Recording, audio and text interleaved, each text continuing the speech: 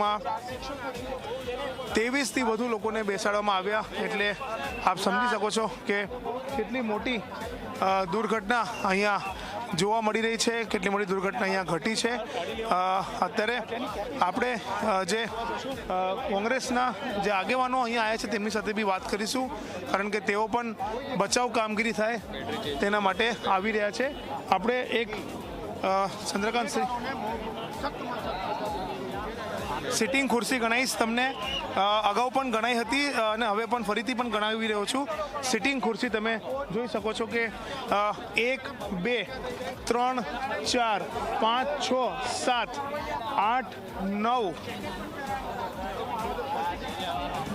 8 10 11 12 13 અને આ 14 જણની sitting capacity છે। આ તમે જોઈ રહ્યા છો કે 14 જણની સિટિંગ કેપેસિટીમાં 23 બાળકો, 4 શિક્ષકો, એટલે 27 લોકોને બેસાડવામાં આવ્યા અને તેના કારણે આ જે બોટ છે તે પલટી ખાઈ ગઈ અને બોટ પલટી ખાઈ જવાના કારણે જે દુર્ઘટના ઘટી છે, જેમાં 15થી જેટલા જે નિર્દોષ બાળકો છે તેમનું દુઃખદ અવસાન થયું છે। અતુલ ગામેજી છે, જેઓ અહીંયાના સ્થાનિક છે, અહીંયા પહેલાં પહોંચ્યા હતા। અતુલભાઈ, 14ની કેપેસિટી 27ને બેસાડ્યા।